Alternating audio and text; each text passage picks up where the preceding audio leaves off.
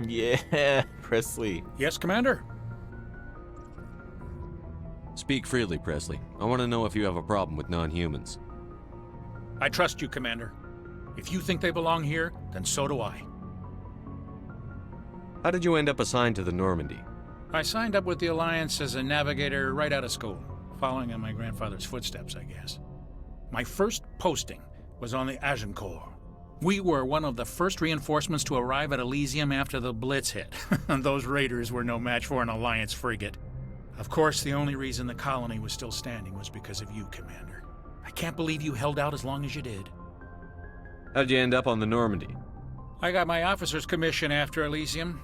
Must have made an impression on the right people. Captain asked for me when he was picking his crew. Carry on, Presley. Yes, sir. Carry on, buddy. Alright, guys. I'm using an Xbox controller. It's using my Steam overlay, so we're gonna see how this goes. I should get to, but I really like hanging around the Normandy. Sure, you want. I'm gonna do some fine tuning on this though.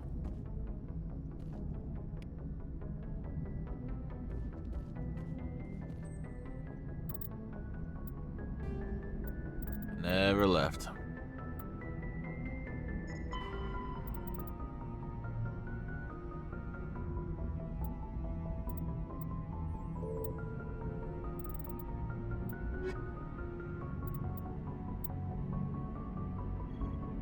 Dude, the Steam technology is getting so much better. Controller is so much better than when I was using. I remember using X-Patter, guys. X-Patter. Now that was a very clunky experience, but I loved the game. I didn't care. Commander, something you need? Yeah. Why does everyone call you Joker? It's a lot shorter than saying Alliance Flight Lieutenant Jeff Moreau. Plus, I love to make little children laugh. I was just thinking how much you remind me of Santa Claus. Look, I didn't pick the name. One of the instructors in flight school used to bug me about never smiling. She started calling me Joker, and it stuck. Why didn't you ever smile? Hey, I worked my ass off in flight school, Commander. The world's not gonna hand you anything if you go around grinning like an idiot. By the end of the year, I was the best pilot in the academy, even better than the instructors, and everybody knew it. They'd all got their asses kicked by the sickly kid with the creaky little legs. One guess who was smiling at graduation? I need to know more about this Vrolik syndrome if I'm putting my ship in your hands. Yeah, of course you do. It's an extremely rare condition. Nobody knows exactly what causes it. Genetic, maybe. It's treatable, but there's no cure. They classify my case as moderate to severe. I was born with over a dozen fractures, hip, thighs, ankles. My bones were already breaking in the womb. 100 years ago, I wouldn't have survived past my first year. Lucky for me, modern medical science has turned me into a productive member of society. You're not gonna break a bone trying to fly the ship, are you? I don't fly with my feet, Commander, so I'm fine as long as I'm in this chair. I gotta be real careful when I get up to take a piss, though. I can do my job as well as anyone on the ship. Better, actually. So don't worry about it. I'm not trying to make you uncomfortable. Let's talk about something else. Whatever you want, Commander. How's the Normandy performing? Is she everything they said she'd be? She's the best ship in the fleet, if you've got a pilot who knows how to handle her. Balance isn't what you'd expect.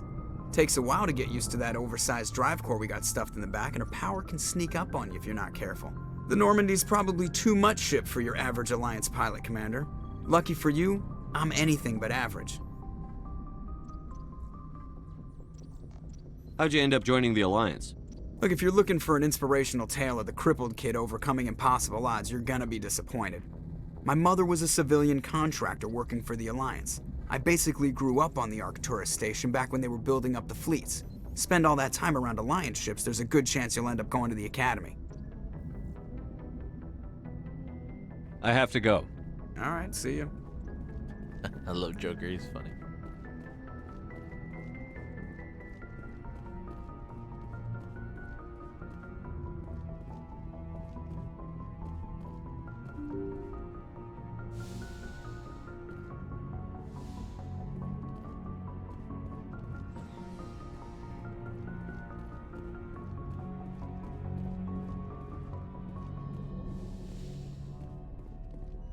Yes, what's up, Doc? Yes, Commander? Is there something you need? How well do you know the lieutenant? I'd never worked with him before this mission. But he has an impressive service record, over a dozen special commendations. Tends to keep to himself, though. Maybe because of the headaches. It's not easy being an L2. What does that have to do with it? Well, most biotics now use the L3 implants. Lieutenant Alenko was wired with the old L2 configuration. Sometimes there are complications. What kind of complications? Severe mental disabilities, insanity, crippling physical pain. There's a long list of horrific side effects. Caden's lucky. He just gets migraines. How did you end up serving on an Alliance ship? I enlisted right out of med school. Earth always seemed boring to me. Too safe, too secure. I figured the colonies were teeming with exotic adventure. I wanted to travel the stars, tending the wounds of tough soldiers with piercing eyes and sensitive souls. Turns out military life isn't quite as romantic as I'd imagined. But humanity needs the Alliance if we want to keep expanding through the Traverse, and the Alliance always needs good doctors. So I stayed on to do my part. Ever think you made the wrong choice? Sometimes I think about opening a private practice back on Earth, or maybe taking a position at one of the new med centers out in the colonies. But there's something special about working on soldiers. If I left the Alliance now, I'd feel like I was abandoning them. I should go. Goodbye, Commander. Yes, I should go.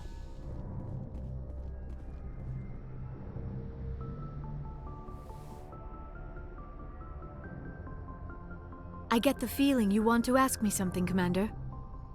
Maybe we could pick up where we left off. You were telling me about your interest in the Protheans. Actually, I think I was talking about my interest in you, and making a fool of myself in the process. As I said, I am not used to dealing with people, especially humans. I did not really know much about your species when we first met, Shepard. I found it hard to take humanity seriously. Your kind always seemed so rushed and high-strung.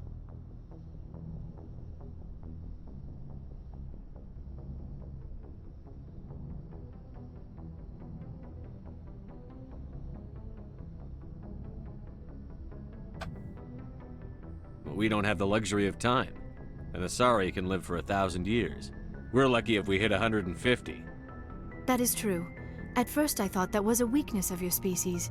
After spending time with you and your crew, however, I think it may actually be an advantage. You humans are creatures of action. You pursue your goals with an almost indomitable determination. It is an admirable trait, but also an intimidating one. You're scared of us? Unfortunately, the rest of the galaxy sees humanity as something of a bully. You run over anyone in your path to get what you want. It is up to people like you to change their minds, Shepard. Why me? There is a reason the Council chose you to become a Spectre. They saw something special in you. The best of what humanity has to offer. I looked into your history. I know what you did during the Blitz. It was a remarkable display of courage and heroism. You didn't need to go behind my back. I would have told you whatever you wanted to know. I apologize, Commander. After our last conversation, I was afraid I would say something stupid again. I wanted to know more about you, to understand what made you into the man you are. There is something compelling about you, Shepard. Are you sure you're interested in me? Or is it my visions of the Protheans? I admit, your connection to the Protheans had something to do with my initial interest, but it has grown beyond that. You intrigue me, Shepard, but I was not sure if it was appropriate to act on my feelings. I thought there might already be a relationship between you and Chief Williams.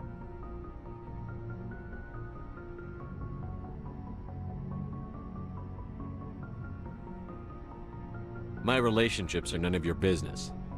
I apologize, Commander. I did not mean to pry. I thought there was a mutual attraction between us.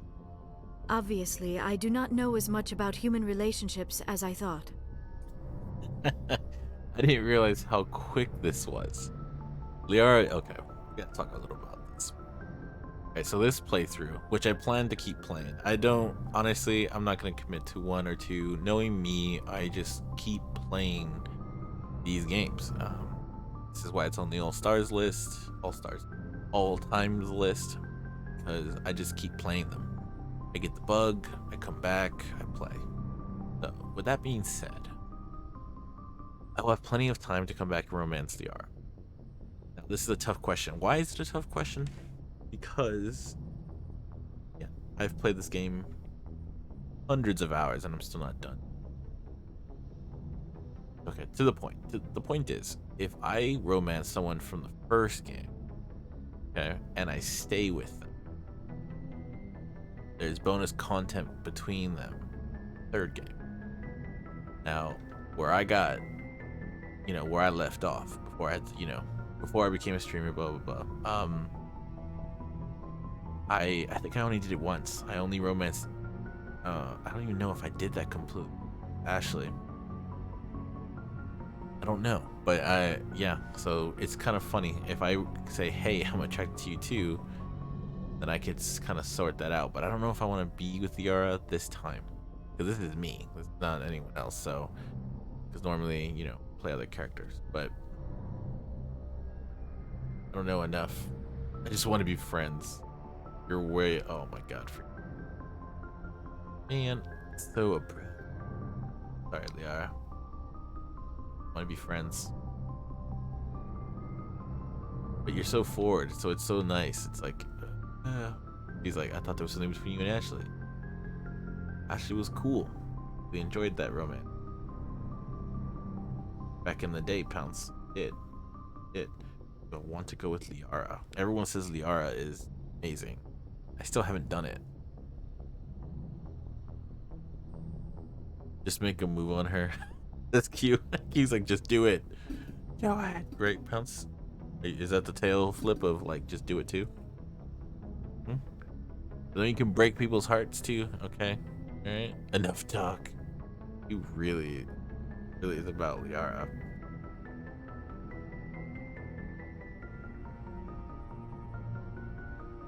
I think we already spent some time. You don't even like me for my brain, because there's Prothean knowledge in it. Okay. So Meg's gonna have no idea what that means. Like, what's going on? Not a Mass Effect fan. It's horrible. She should play at least once. You haven't seen Liara either. Yeah, I haven't really known Liara either. She was a great friend though. Tough.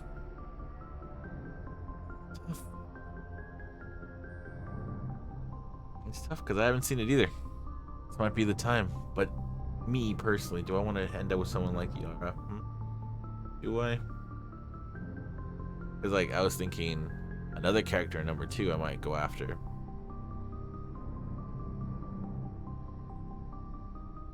This is okay. This is tough. I'm not even trying to be dramatic. It is.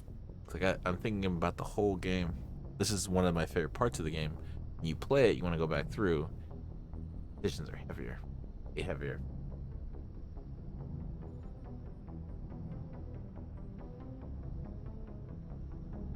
Pounce was telling me it's like life, man. He gave me the paw. I was like, it's like life. Yes, Pounce, it is.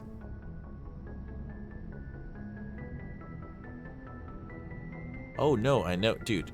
I'm telling you, Q. Like, I'm not being dramatic. It is. Every time you go through, and that's why I love Legendary Edition, because it brought back 1. Like 1 was broken after after a certain Windows update, you just couldn't play it. But it's a huge experience. Like, it gets better every time you go through. Same with Dragon Age. Same with Witcher. Those games, every time you go back through, is relatively linear in certain ways. The decision is so much heavier because you know what it's gonna do. Then you try to anticipate, and then that messes you up. Like right now, this is messing me up. A little bit of FOMO here. Like, I could have this, or I could just say no.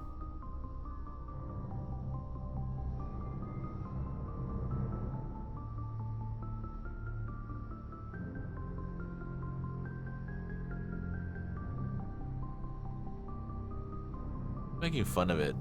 I don't like it. She just doesn't understand.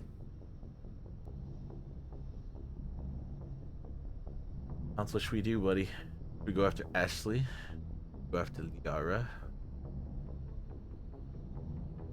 But she's cool. She was direct. Come after him.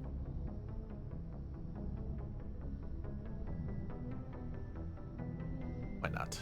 Why not? This is gonna be one of those, like, just let's go with it. No, you were right. There is something between us. I knew it, and I knew you felt it too. But does this not seem rather strange? Why do I feel so close to you? We have only known each other a short time. We are from two different species. We have almost nothing in common. This makes no sense. Saren wants both of us dead. That's something. That is not the most romantic reason, is it? You make it all sound so dangerous. A little danger makes things exciting. This is all a bit overwhelming. I am not used to this. You. I need some time. I love the conversation so far. I wasn't the one who brought this up. I know. I'm sorry. But I did not think it would get so... Please, let's just talk about something else. Wow. Wow. Wow. I know, pals, right? She's all like, okay, let's do this. I'm like, okay, fine, let's do it. And she's like, no, too much. Whew. Getting steamy in there, and she just is like, I'm out. Hilarious. Do you know why Benezia joined up with Saren? I don't understand it. She was always outspoken about the need for the Asari to become more involved in shaping galactic events. Maybe she thought allying herself with Saren would somehow be for the greater good in the long run. At least I hope so. This hurts you, doesn't it? None of this makes any sense to me. I have not spoken to Benezia in many years, but I know her, and this was not like her. Something changed. I'd like to know more about the Asari. We were the first species to discover the Citadel.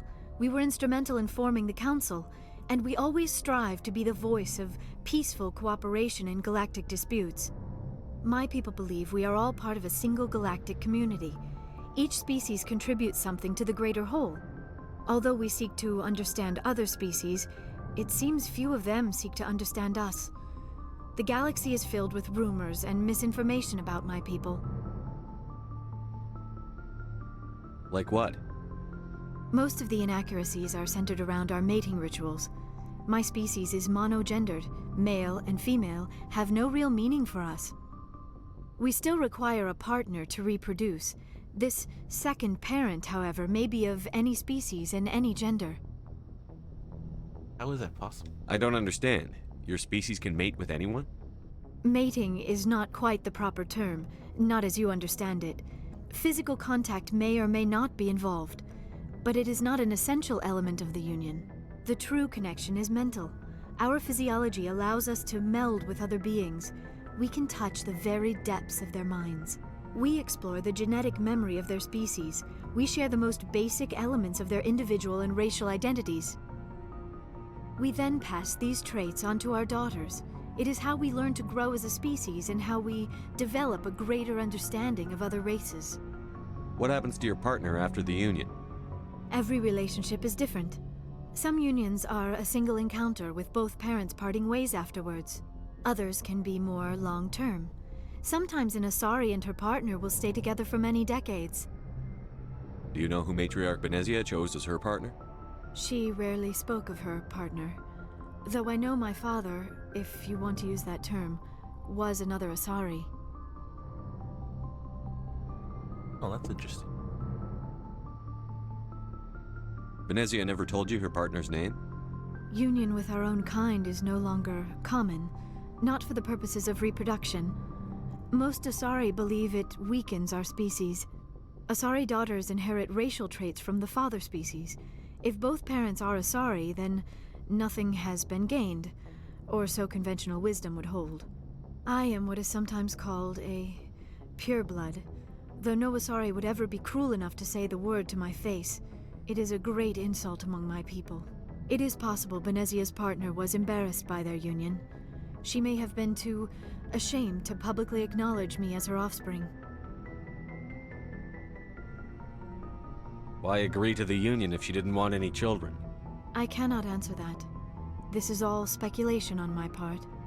It is possible she wanted to be part of my life, but something happened to her before she had the chance. Benezia never spoke of her partner. Whatever happened, it caused her too much pain to dwell on it. She raised me by herself, though that is not uncommon. Many Asari raise their children alone, particularly if the father species is short-lived. Often the partner will pass on long before the child reaches maturity.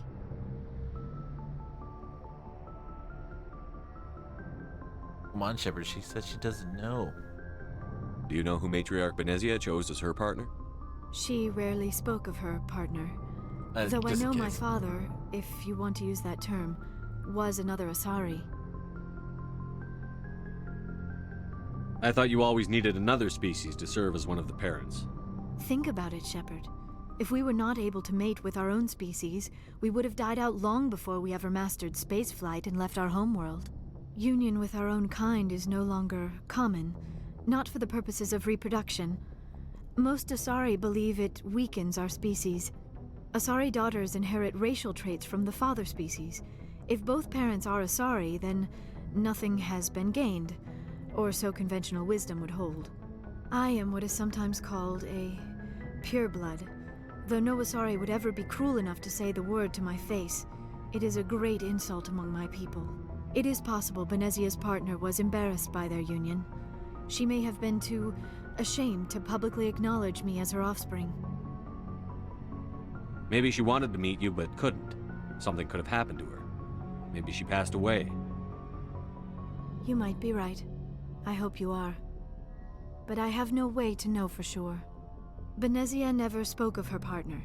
Whatever happened, it caused her too much pain to dwell on it. She raised me by herself, though that is not uncommon. Many Asari raise their children alone, particularly if the father species is short-lived. Often the partner will pass on long before the child reaches maturity.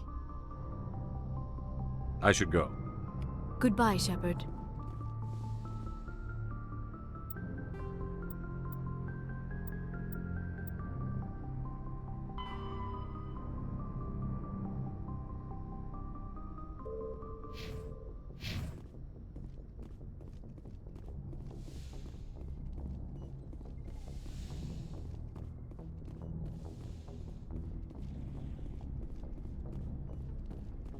Interesting. Game is always so interesting.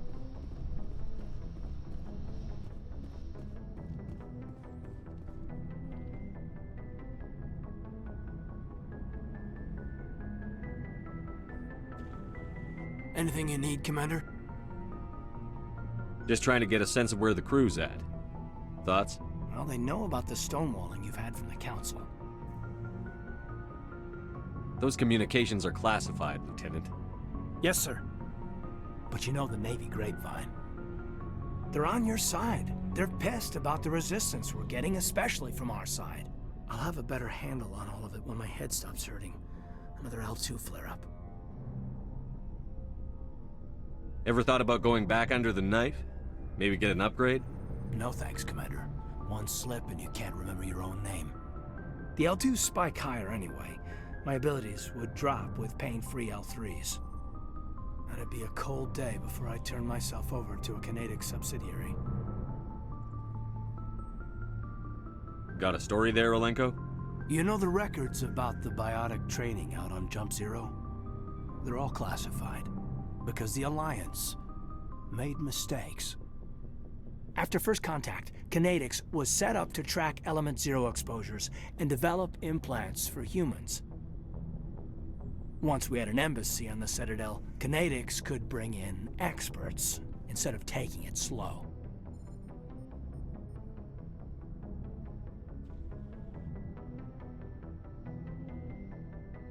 Get your knuckles rapped a few times, Lieutenant?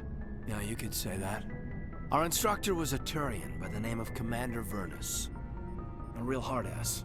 He basically had a free pass to break us if it would turn out a decent biotic. Kind of spiraled from there, Commander.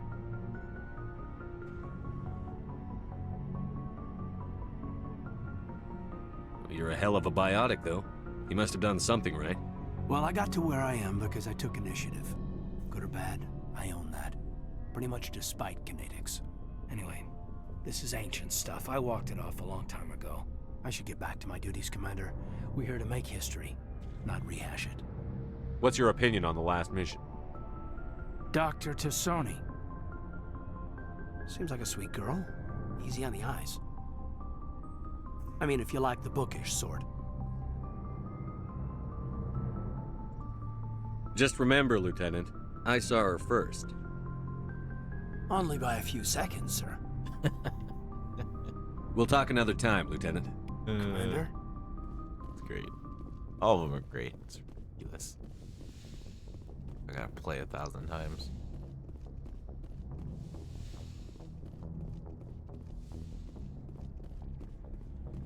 Yeah, I have competition.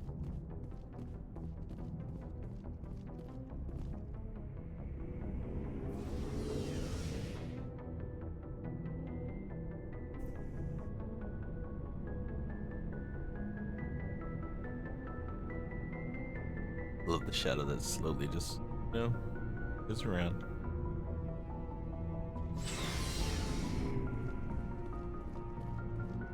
Looking for supplies? What are licenses? Why do you need them? Manufacturers sell licenses. Each license allows me to buy and sell a certain brand of products.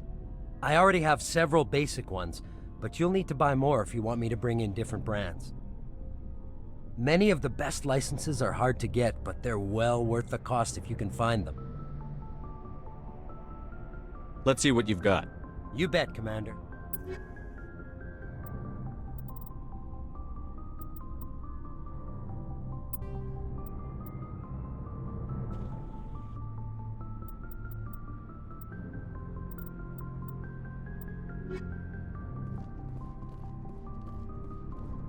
Commander, good to see you. You've been with CSEC a while. Have you seen much action? Well, not as much as you, but yeah, I've seen some interesting things. I'll bet you have. Anything in particular that stands out? I remember this Solarian geneticist I was sent to investigate. That case was a bit disturbing.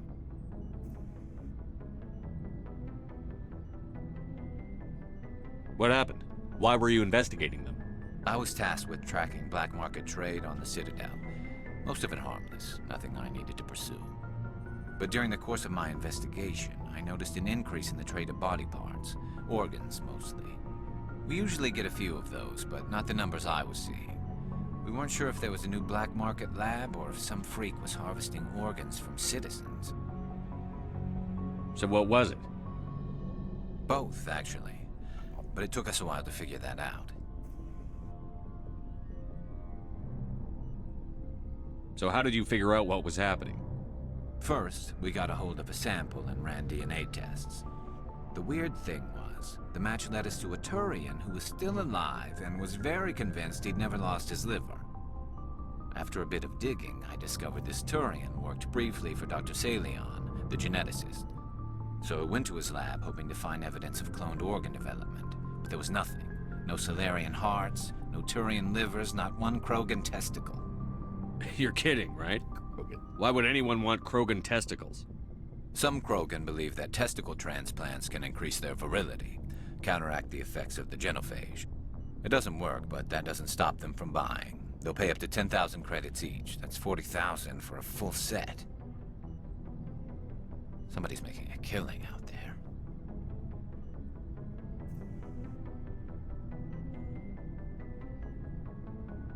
Never end.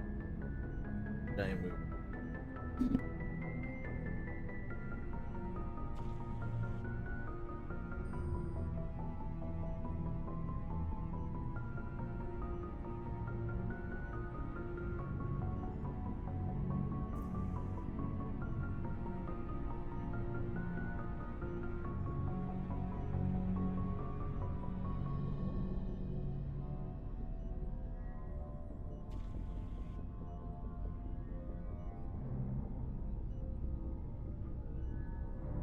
What did you do about the geneticist?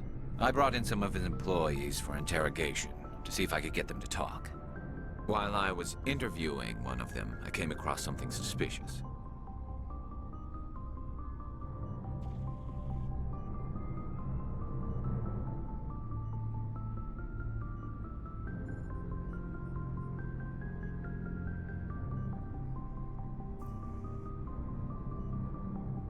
You mean threatened? Was that really necessary? Maybe, maybe not. Either way, it paid off. One of my detainees started bleeding profusely during the interview. We offered to patch him up, and he got frantic, freaked out. I ordered a full exam to find out what was going on. Our medics found incisions all over his body, some of them fresh. That was our big break. These people weren't just Dr. Salion's employees. They were test tubes. Walking, living test tubes. He was growing parts inside these people? Exactly. He cloned their organs right inside their own bodies. Then he harvested them and sold them off. Most of the victims were poor. He'd pay them each a small percentage of the sales, but only if the organs were good. Sometimes an organ wouldn't grow properly, so he'd just leave it in them. Most of them were a mess, but only on the inside, hidden so nobody could see it.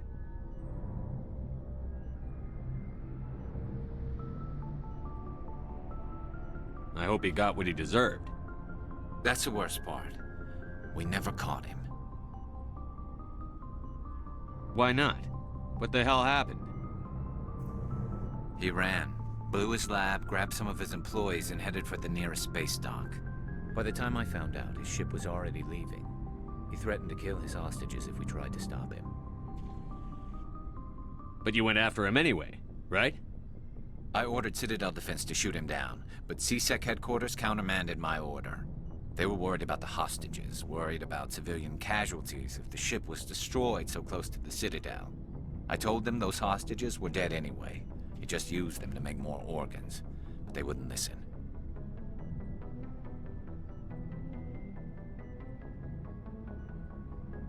Well, you can't get them all. No, but letting him get away like that. All they had to do was disable that ship, stop him from running. Maybe the hostages die, maybe they don't, but at least we stopped the bastard responsible for it all. A few casualties is a small price to pay to stop someone like that. Yeah, exactly. I mean, those hostages might be wishing they'd died by now anyway. Just wish I could have stopped him. That's all. Do you have any idea what happened to Dr. Salion? I sent out feelers from time to time, hoping to find something. I thought I'd found him a while back. He changed ships and changed his name to Dr. Hart, his idea of a joke, I guess. I told the military, but they weren't convinced it was him. I got the transponder frequency for his new ship, but I just can't get anyone to check it out. I'll check out the coordinates when I get a chance. I was hoping you'd say that, but Commander, take me with you when you go. If it's Salion, I want to be there when you find him.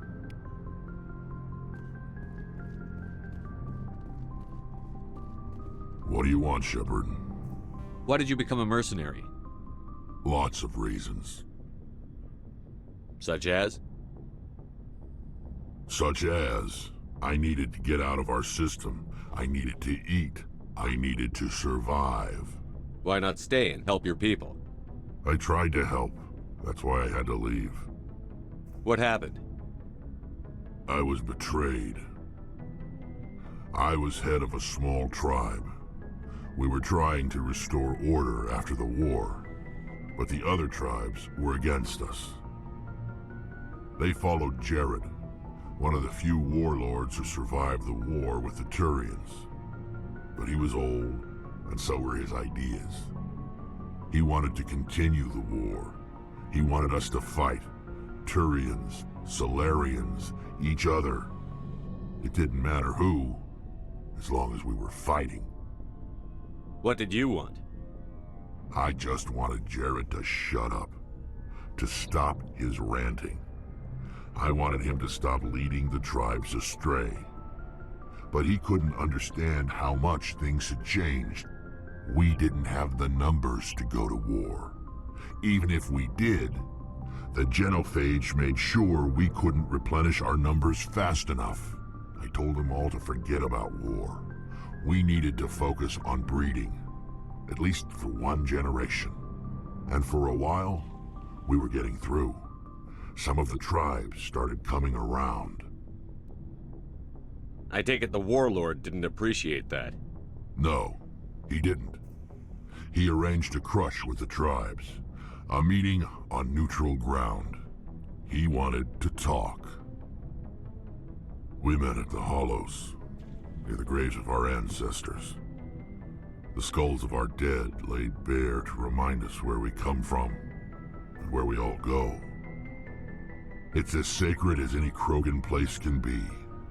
Violence is forbidden. It sounds like a trap to me. You must have suspected as much. I did. But when your father invites you to a crush, well, there are some laws that even we hold sacred. Jared was your father? He was. Until that day. We talked, but we didn't get anywhere. When it was clear that I wouldn't join him, he gave the signal. His men leapt from the graves of our ancestors like Krogan undead. The few that were loyal to me died quickly. I escaped with my life, but not before I sank my dagger deep into my father's chest. That is why I left, and that's why I'll never go back. What can you tell me about the Genophage? Ask the Solarians if you want details. They made it. All I know, it makes breeding nearly impossible. Thousands die in stillbirth, and most never get that far. Every Krogan is infected, every one, and no one's rushing to find a cure. Why don't the Krogan try to find a cure? When was the last time you saw a Krogan scientist? You ask a Krogan, would he rather find a cure for the Genophage or fight for credits? He'll choose fighting every time.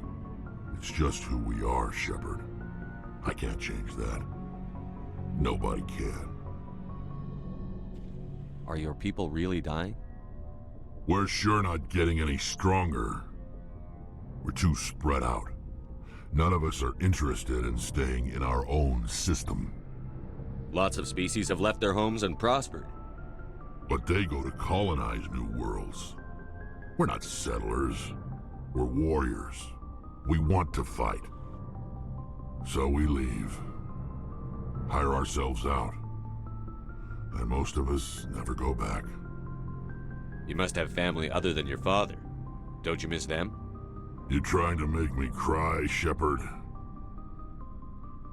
I've got some unfinished business with my family, but that's all. What kind of business? Before I left, I made an oath to my father's father. I swore to recover my family's battle armor. It was taken from him after the uprising. What's so important about this armor? It's a relic. Useless, really. But it was worn by 5 generations of my family before the war. It's rightfully mine. Originally, it was taken by the Turian military. We weren't allowed armor or weapons after the war. Now, it's in the hands of Taun Actus, a Turian scum who collects relics from the war. He's made millions selling Krogan artifacts that were stolen from my people. He's got several bases where he stores his goods, all fortified and guarded.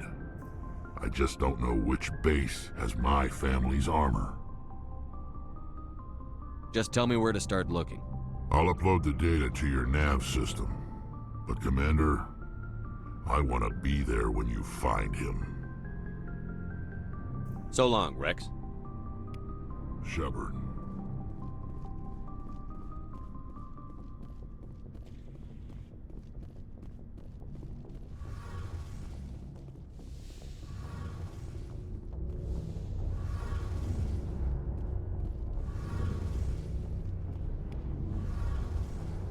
Something I can do for you, Commander. Aye, aye, Commander. Shepard, I'm glad you're here. Good to see you smiling again, so to speak. I'm sleeping much better now. I guess I'm getting used to how quiet your ship is. I still think a lot about my pilgrimage, though. I know Steren's our top priority, but with all the worlds we go to, I was hoping to find something to bring back to the flotilla. We've still got a long way to go. You'll find something to take back. Yes, but it cannot just be some derelict ship my people can use for salvage. It has to be more than that. There's a lot expected of me. What's so special about you? It's my father. He's the senior member of the Admiralty Board. He's one of only 5 people who can overrule the decisions of the Conclave for the good of the migrant fleet. My father is responsible for the lives of 17 million people. Our entire race is in his hands, and I'm his only child. So are you some kind of heir to the Quarian throne or something? No, it doesn't work that way. My father's position isn't hereditary. I'll probably never serve on the Admiralty Board myself. Officially, I'm just the same as any other citizen. But it doesn't work that way in practice. People have always treated me differently because of who my father is. You must get all kinds of special privileges. I probably had it easier than most growing up, but it's not all good. People like my father have enemies, and they're not above using me to get to him. It must be tough on you. My people place a high value on family and ancestry. There's an unspoken expectation that I'll live up to my father's example. Everyone's waiting for me to do something great on my pilgrimage, something that will forever change our lives for the better. If I don't, it's like I failed, and that reflects badly on both me and my father. The work you're doing here is more important than anything any Quarian has ever done before. Yes, I know. But you have to understand Quarian culture.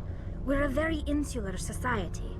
The events beyond the flotilla don't much matter to the average citizen. Our greatest dream is that one day we'll return to our homeworld and drive out the Geth. But even if we stop Seren, that's not going to happen. There's still millions of Geth behind the veil. Until they're gone, our exile will continue. What would you need to bring back to make everyone happy? Something that would help us better understand the Geth. They've changed significantly since the exile. They've continued to evolve. We've done our best to study them, but it's not easy. They're very reclusive. Until recently, they never went beyond the borders of the Veil. And all the Geth we run into now are under Seren's control. We'd need to find Geth operating on their own, independently. But I don't want this to get in the way of our mission, Shepard. First, we stop Seren. Then I'll worry about my own problems. What was your father like? It wasn't easy growing up as the daughter of one of the Admiralty. Even before he joined the board, he was a prominent figure. People looked to him for leadership. He had to set an example, and he expected the same of his daughter. Plus, he was pretty strict, a military man through and through. He never allowed me to settle for anything less than excellence. As a kid, I sometimes felt like he was pushing me too hard. But now I'm old enough to appreciate what he taught me. The world doesn't owe us anything. If we want something in life, we have to earn it. Where was your mother in all this? Mother was around, but she always seemed to kind of blend into the background. Almost like she was overshadowed by my father. He tends to do that to people. She passed on about 5 years ago. Some airborne virus that swept through the fleet. Happens sometimes when the filters start to break down. I think my father took it pretty hard. After she was gone, he became even more focused on his work. I think that was his way of dealing with the grief. Sounds like a tough upbringing. You don't resent your father at all? Like I said, it wasn't easy. My father's not the kind of person you bond with. And he wasn't around all that much. Too busy. People counted on him, and he took his duties seriously. Even when he was around, he always seemed a bit distant. Like his mind was always somewhere else. Come to think of it, I can't ever remember seeing him smile. Not once. It's like he was always weighed down by all that responsibility. I mean, I know he cares about me, but he never really showed it, not in the usual way. I guess The best thing I can say about my father is that I respect him. I want to talk about something else. Like what?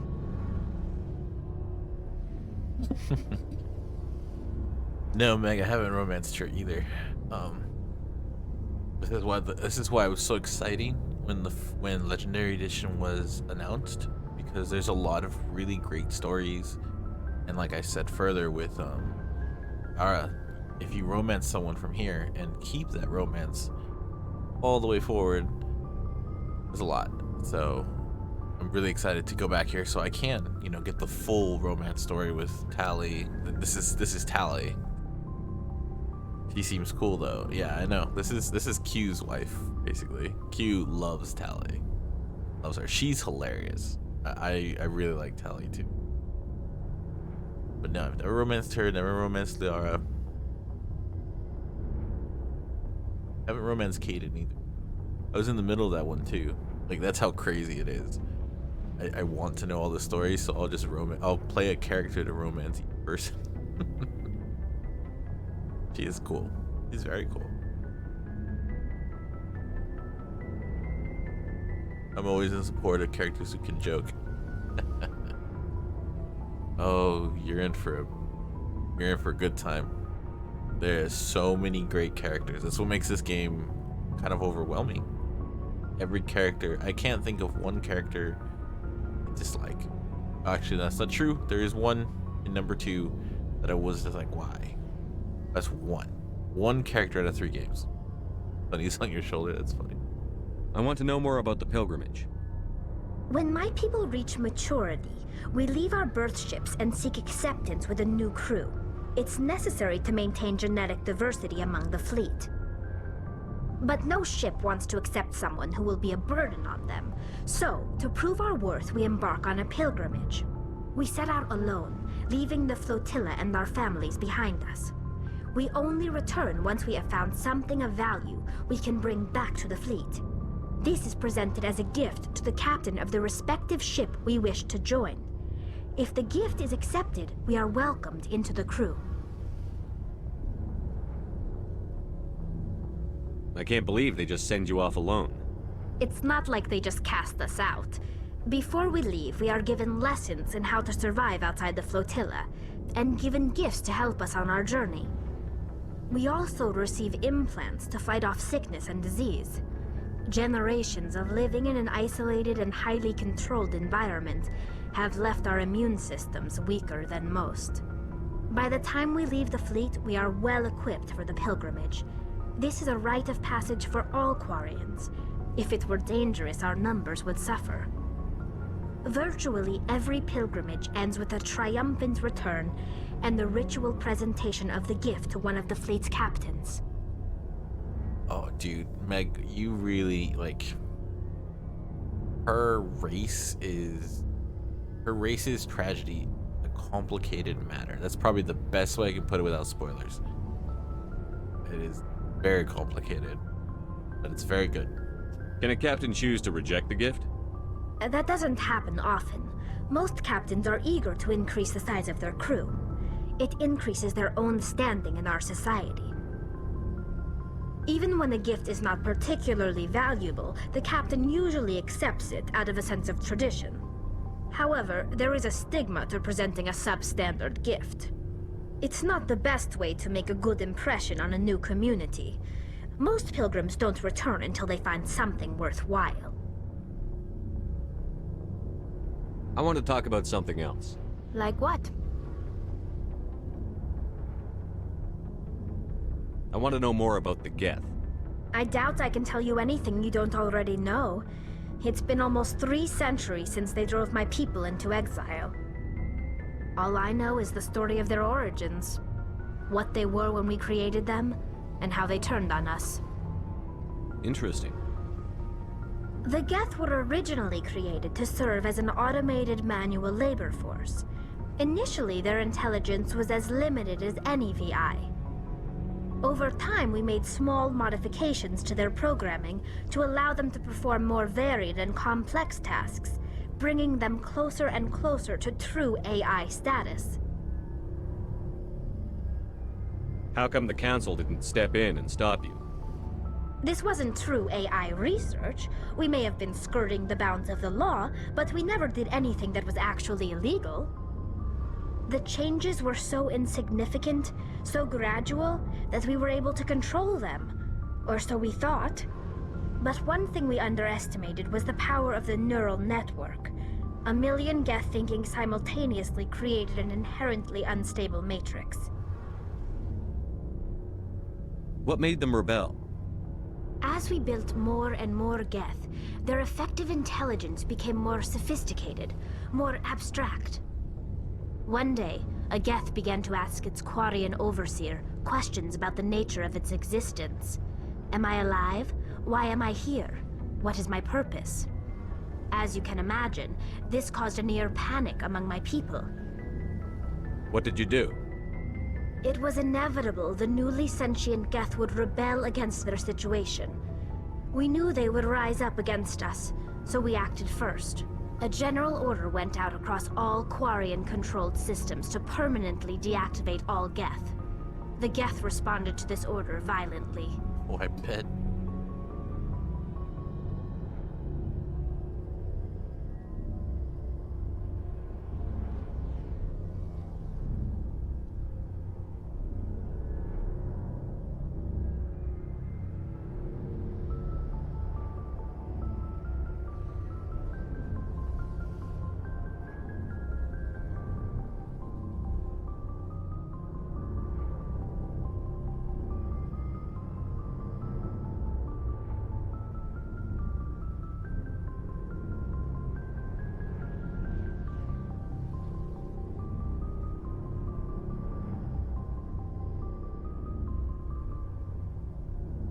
You can't blame them for fighting for their survival. We had no other choice. The Geth were already on the verge of revolution. By acting quickly, we had a chance to end the war before it began. The hope was that most of the Geth would still be little more than machines, incapable of organized resistance. But they had progressed much further than anyone anticipated. The war was long and bloody. Millions upon millions of Quarians died at their hands. In the end, we were forced to flee our own homeworld. We feared the Geth would pursue us, but they never came beyond the Veil. Now we drift through space, exile searching for a way to reclaim what was once ours.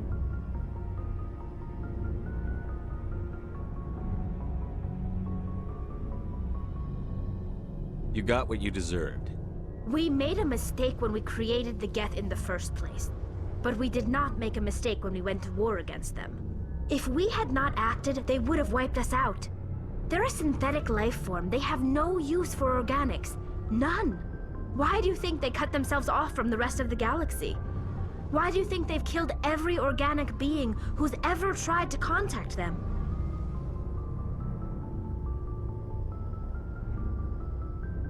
They didn't kill Saren. What does that tell you? The Geth are not innocent victims in all this. They're the enemy. They want to destroy us. Not just the Quarians.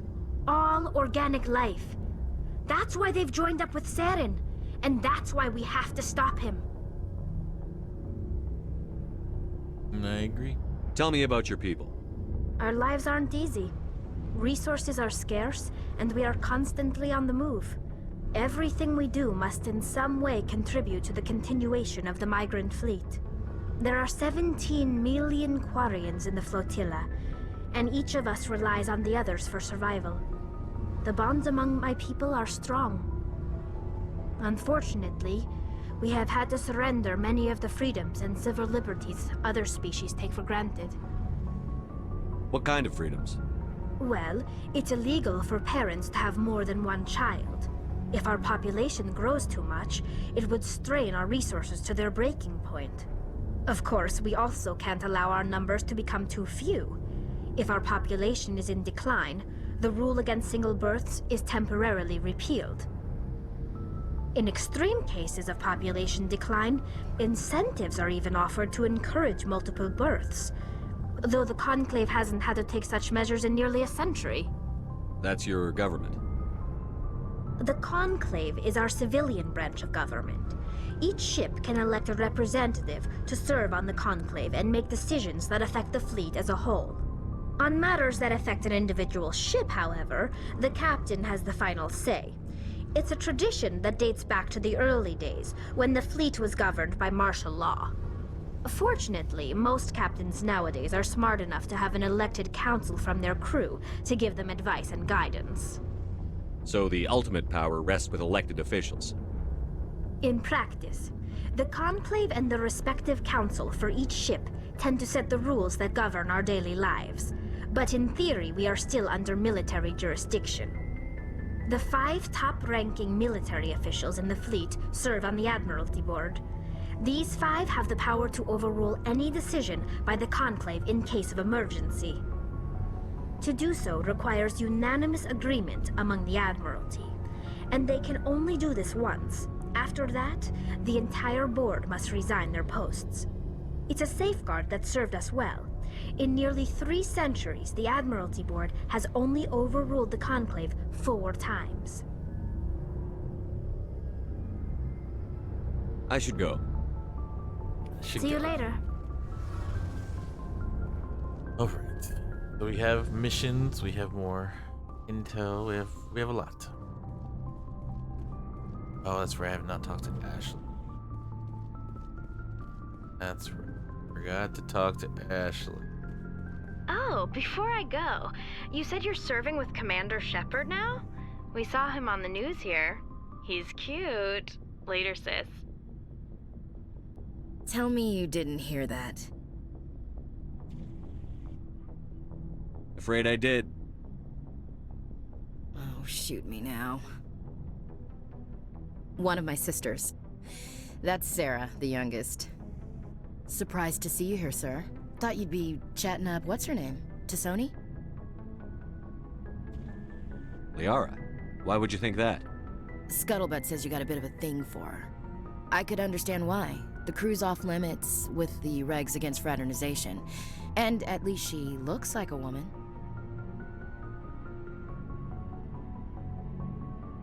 You think I'm interested in Liara because she's the only one I'm allowed to date?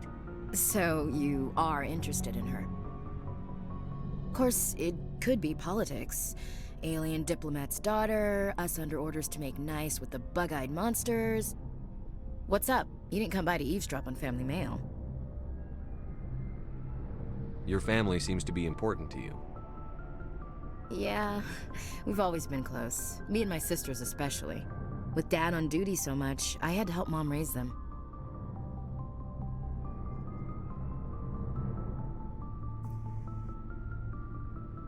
I was an only child, but I get the idea. At least one of my parents was always on duty. Yeah, military families, eh? With schedules like that, it's a wonder we ever have kids anymore. Things were tense between Sarah and me for a while. Then we bonded. Sounds like a story. Feel like sharing? Sarah got herself a boyfriend who wanted to go faster than she did, Mike. I didn't think he was a bad kid, just pushy. Lynn would send me these worried vid mails, and I'd tell her to relax. Where were you when this was going on? I was on active duty. Sarah's graduating high school this year. This was only a couple of years back. They were on Amaterasu. At the time, I was assigned to Chernobog. Same cluster, but a dozen Hellwire away. Close enough to talk regularly, too far to make it back in an emergency. I couldn't afford a fast packet flight. Where were you when this was going on? I was on active duty. Sarah's graduating high school this year. This was only a couple of years back. They were on Amaterasu. At the time, I was assigned to Chernobog. Same cluster, but a dozen Hellwire away. Close enough to talk regularly, too far to make it back in an emergency. I couldn't afford a fast packet flight.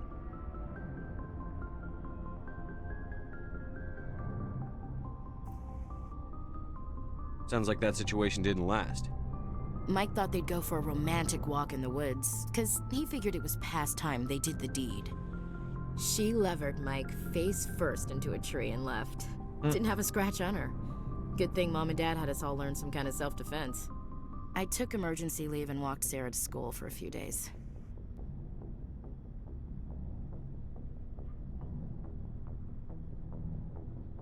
Did anything happen while you were home? My last day out, Mike was waiting for us.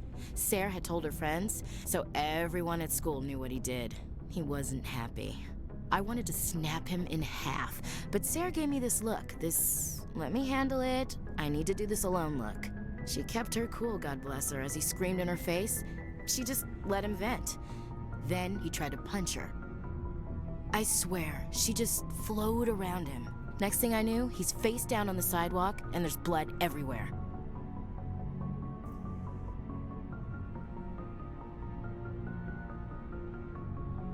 She cracked him in the face. Good. When he swung, she wasn't there anymore, and he fell.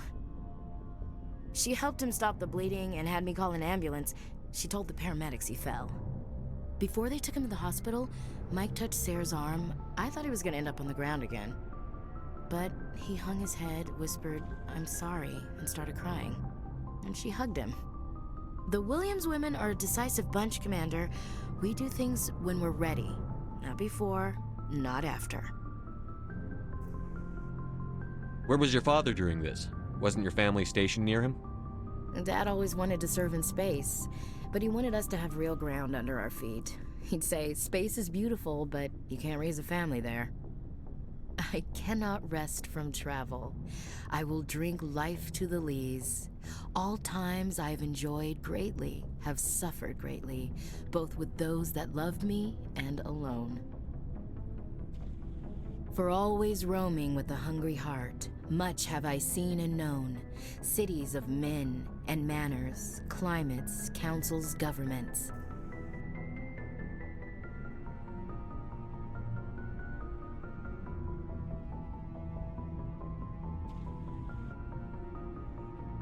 I didn't know you liked classical literature.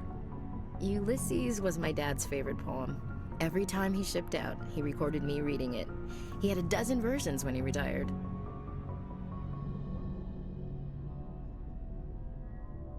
Does he still like it?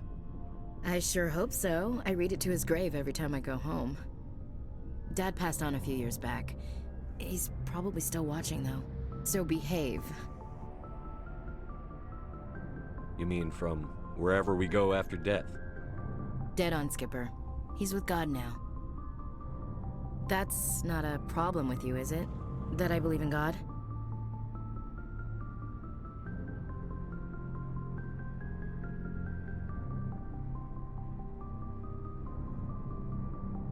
You know that old saw, there's never an atheist in a foxhole? I've been in a lot of foxholes. Yeah, I guess you have. I've met a few people who are really weirded out by my faith. Because I work in space, I can't believe in a higher power? Jeez. Hello, have you people looked out the window? How can you look at this galaxy and not believe in something?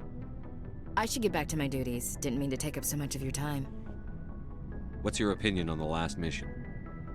Not sure I buy Dr. Tassoni's story about her and her mom not talking. They're family, right?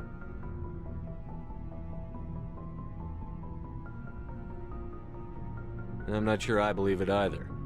It's better to have her where we can see her. That makes sense. Too bad those ruins got destroyed. I mean, they lasted thousands of years. That's impressive. We'll talk later, Williams. Looking forward to it, Skipper. I always liked Ashley, though. Like, a lot about her I don't like, but there's a lot about her I really like. So that's a complicated relationship for sure.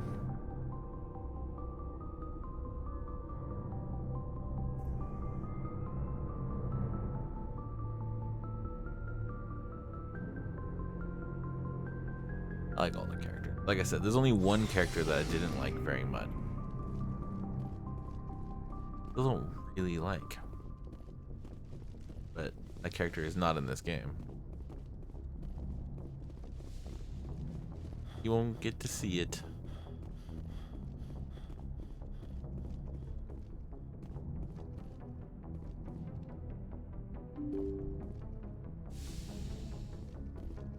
Right, I think we're ready. I know, I spend so much time talking to the crew because I just like to.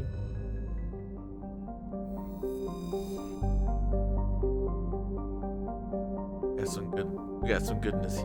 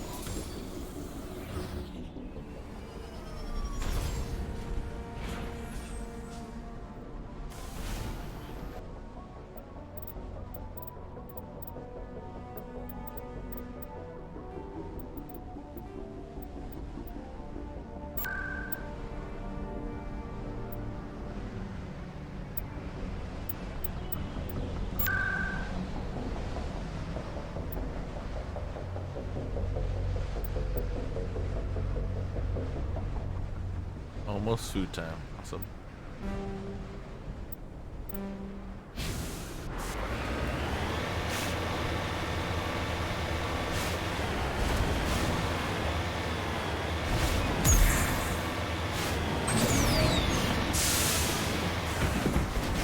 Oh, the floppy fish is back.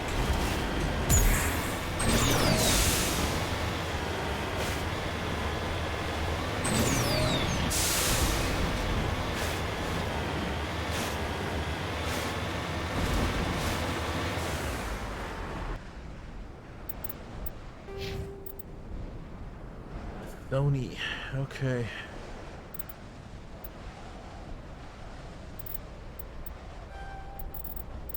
I love #1 though. I've always been a fan. I'm so happy it's back. I've missed it. I want warp. I want barrier.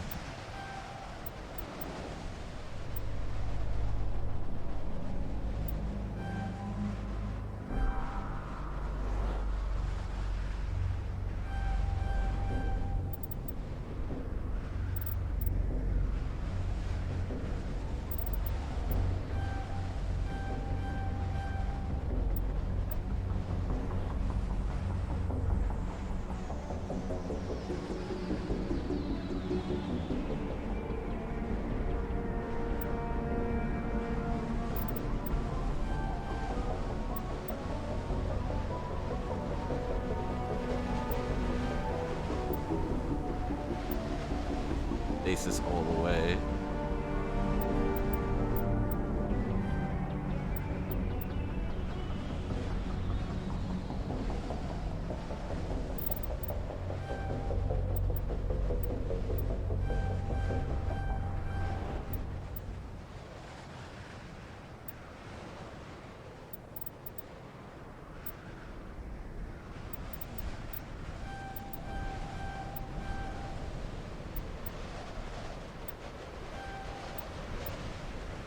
Very much into bionics.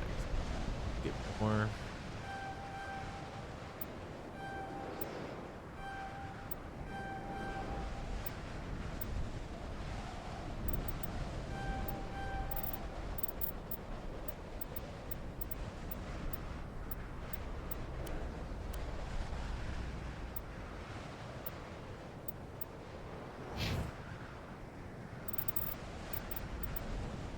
I'm an adept. Okay, so lots of biotics. I know. Been a second. Go in my.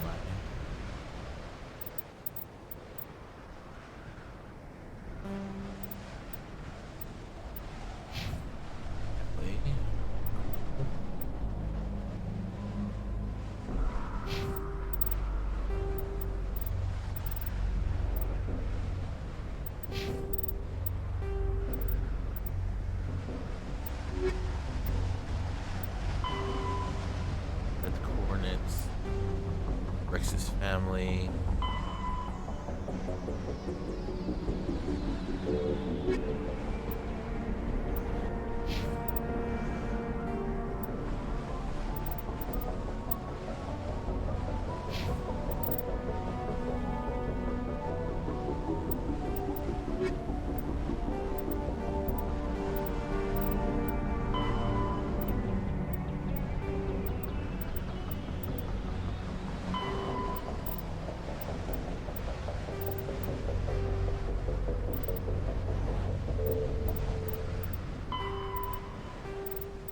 I know I've read a lot of these, but I'm gonna keep the primaries there. A lot of what they said in the before I even discussed from me talking to them. You're not really missing out. If I want to, sometimes I read it. The main ones you should know are all the primary, for sure. Everything else gets blah blah blah.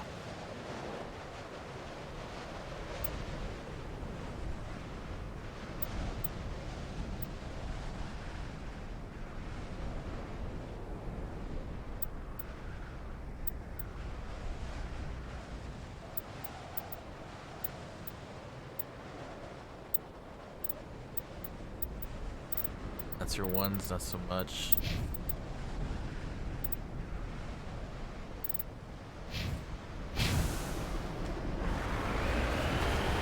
Oh, I wanted needed the map.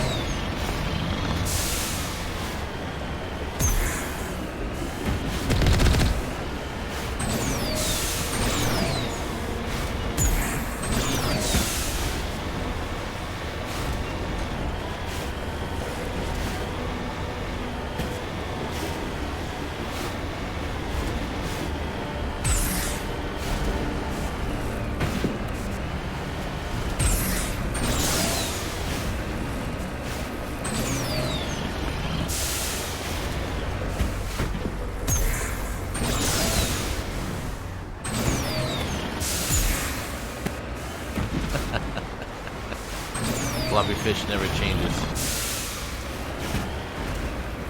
So much better than it used to be, for sure.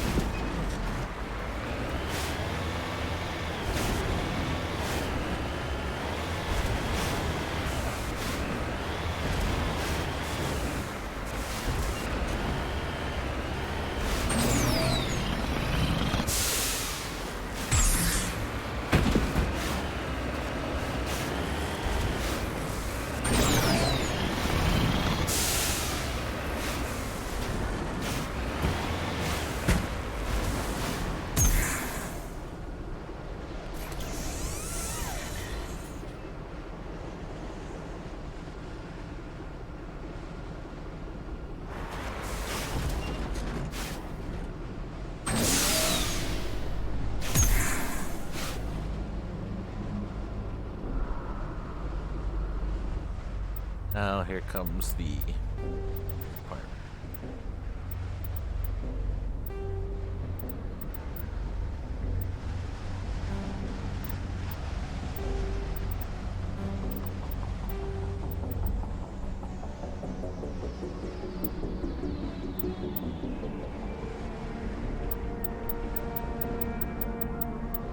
Mako.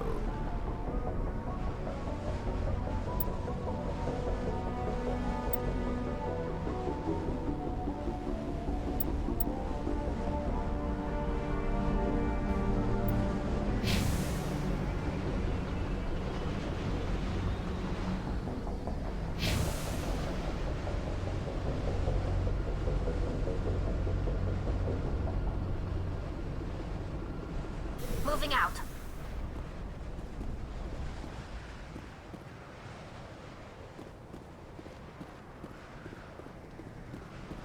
I think we've already done everything here.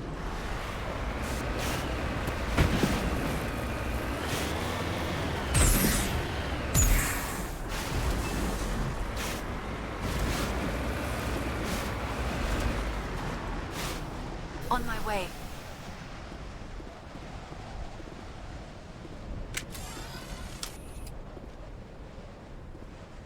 Ready.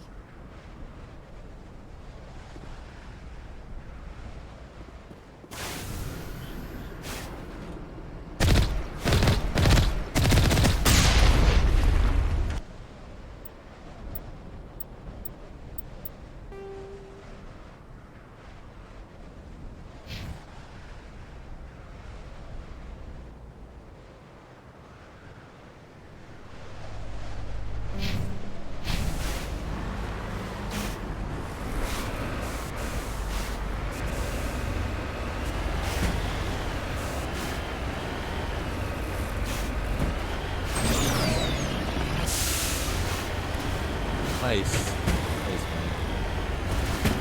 You play the battleground, you get those hammers. You need to play a little bit of that too. Look at the Halloween, the Tronde one.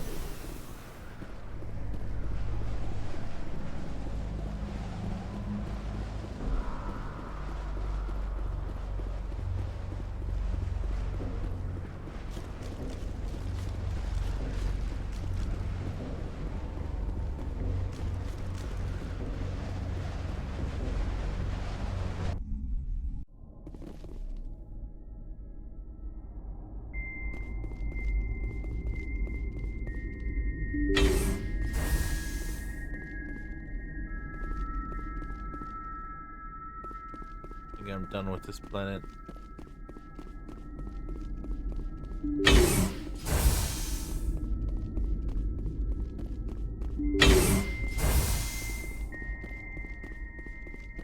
We were fighting, doing all kinds of stuff.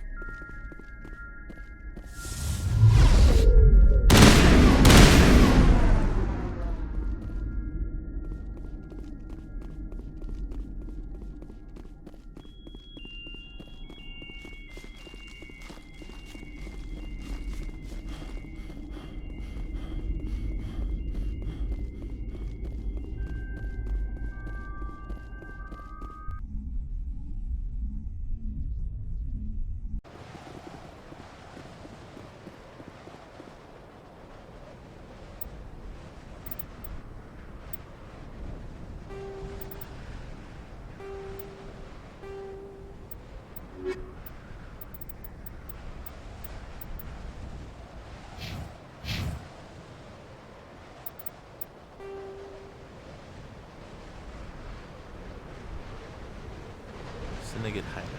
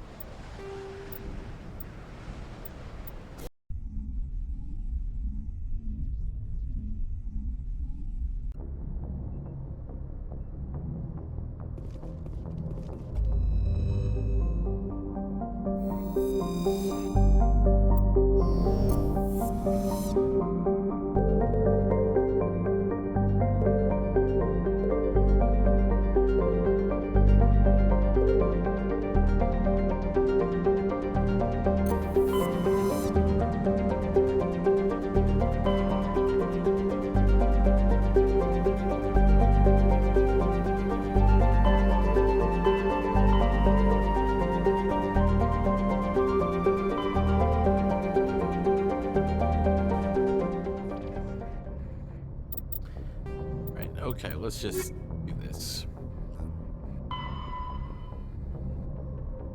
Find the stolen. Alright, tied in at a base somewhere in the cargo.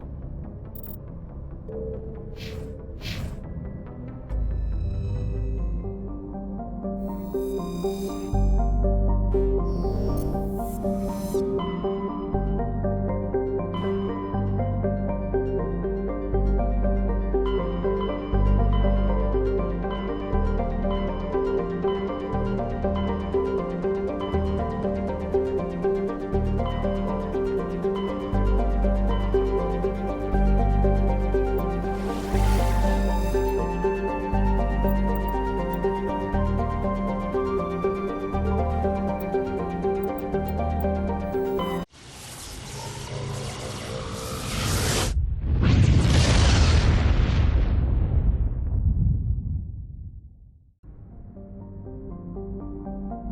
whoa.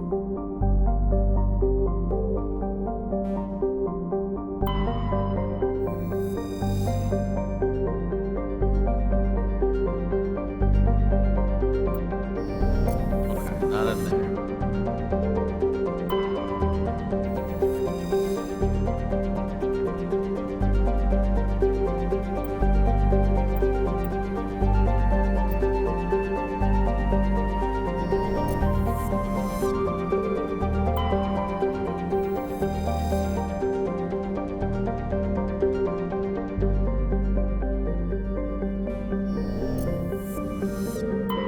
Message coming in.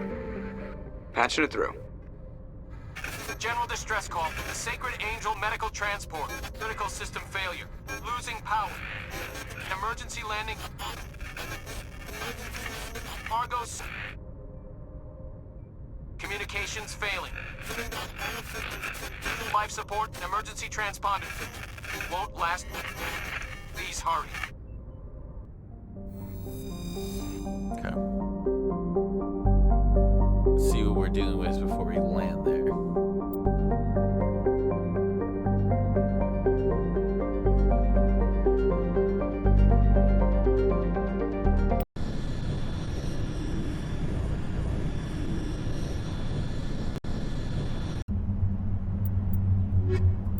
Rex.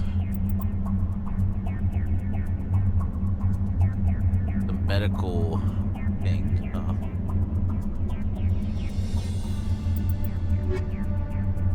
I'll take these. Oh no. I'll take this. Allie. I need some teching.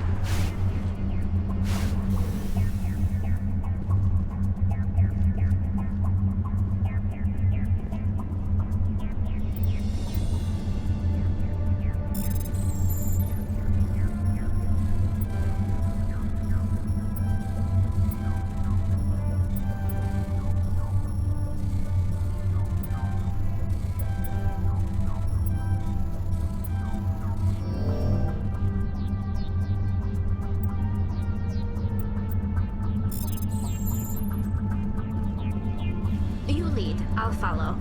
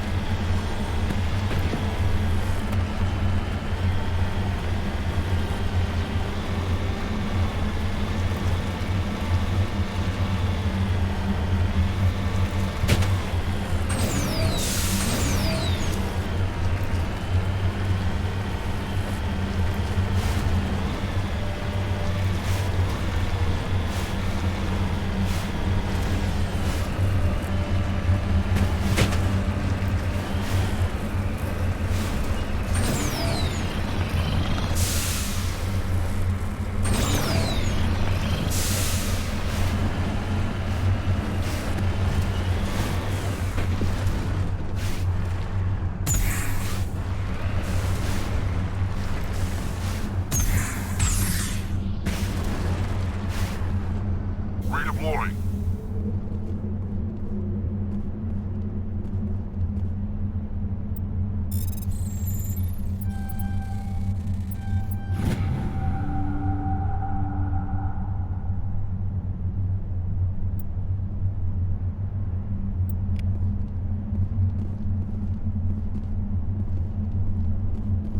Let's get moving.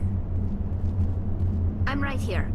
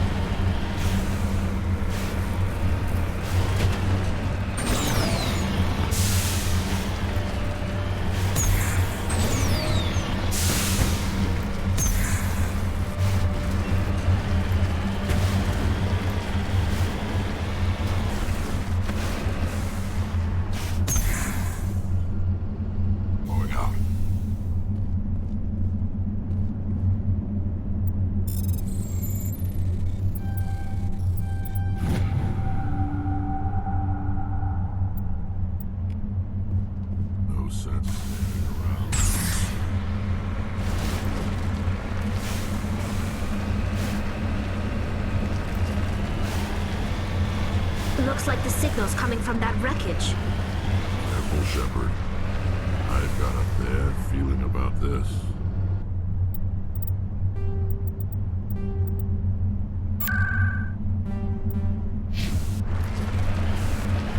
Gib! It's a trap!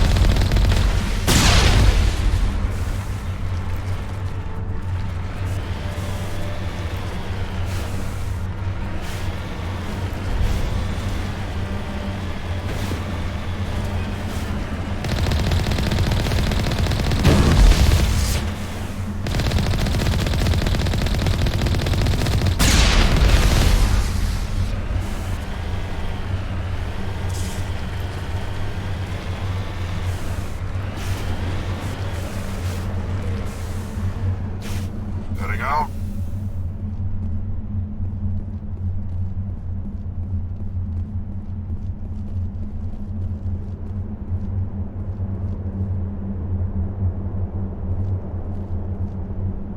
Let's go. Ready whenever you are.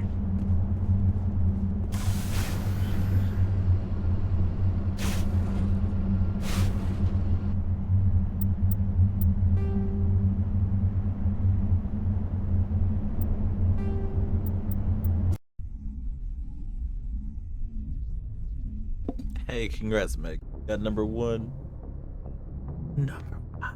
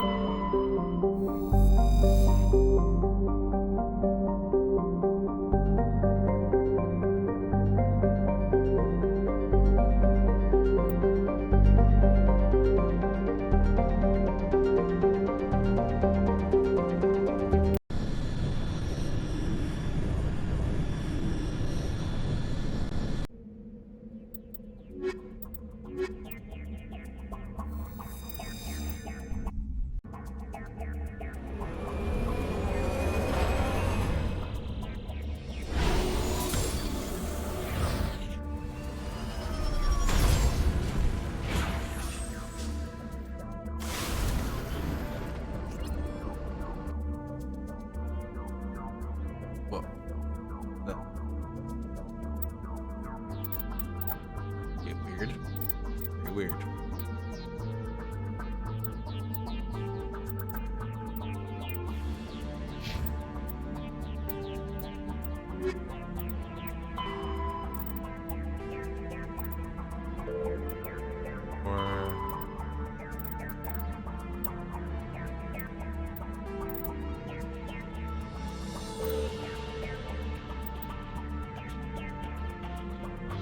Or 30 Dota sounds good. Sounds good.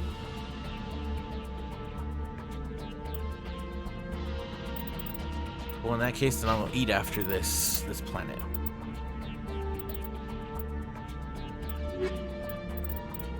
I'll be ready for 5:30. Because Dota sounds great. I got that candy to get.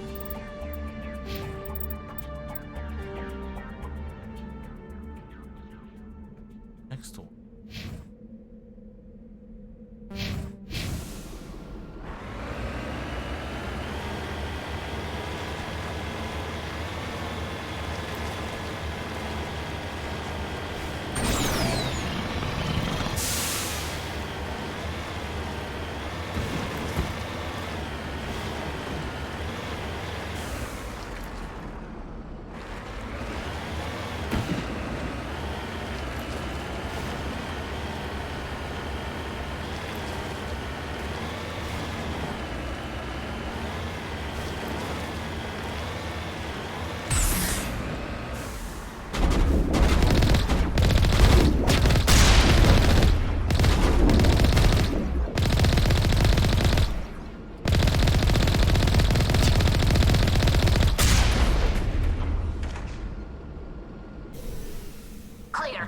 Why you don't go against a tank?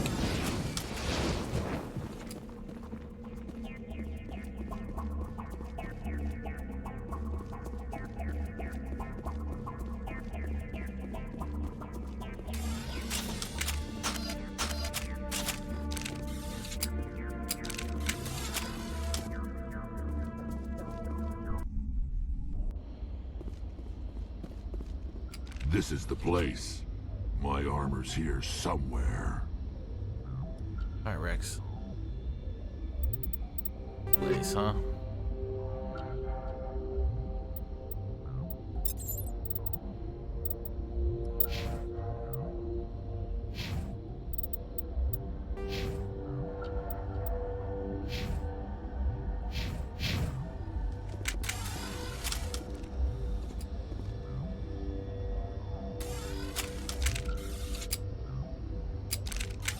Very annoying because I can't change my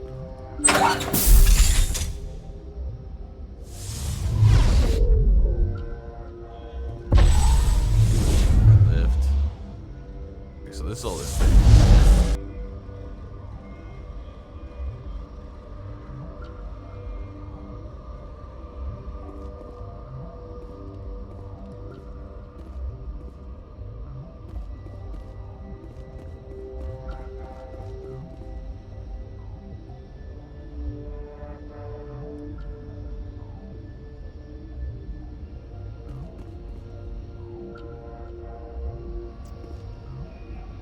Access to my other skills. Alright. Alright. This is where the tweaking comes in.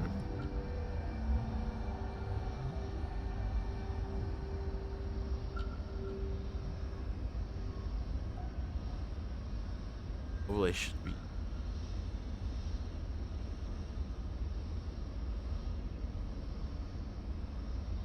Access.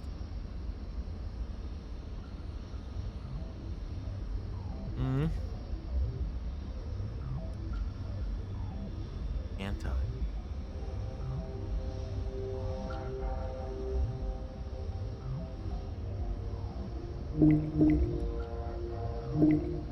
Yeah,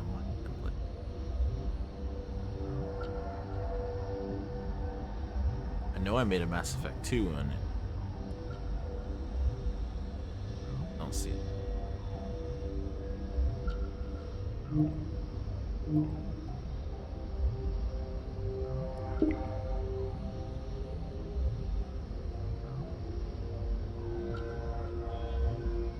Oh,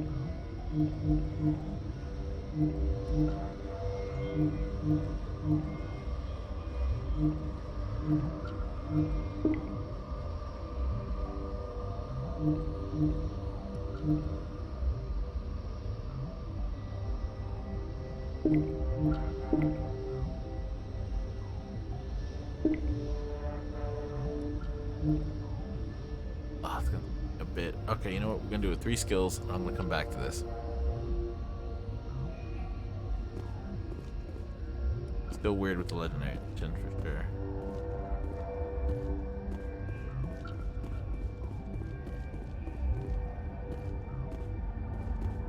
I smell trouble!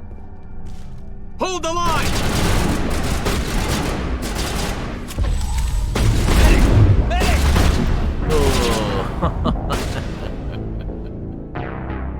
Oh, here it goes.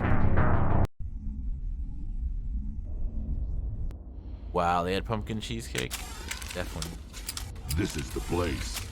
My armor's here somewhere. Alright, Rex. I got Rex, so we're gonna...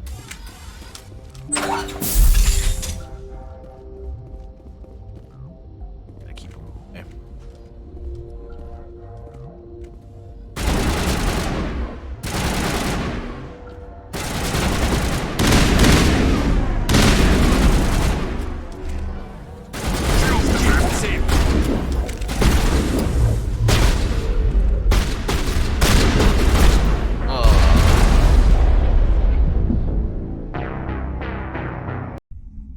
Oh, it's hard not being able to direct my team.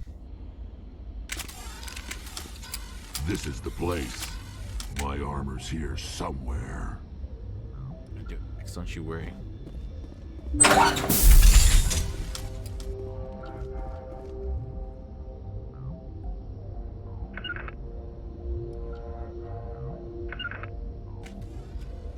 So keyboard him along with my controller.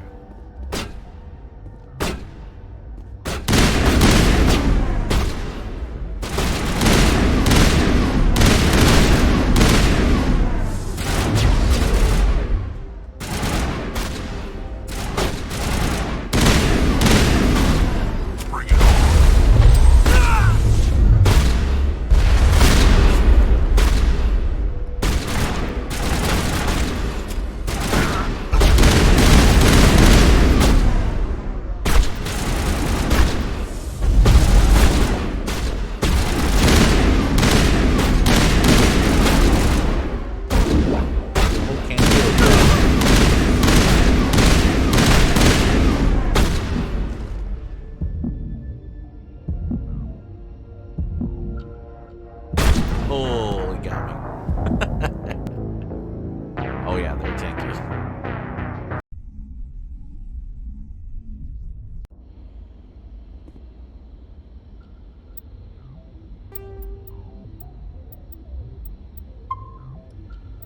Alright.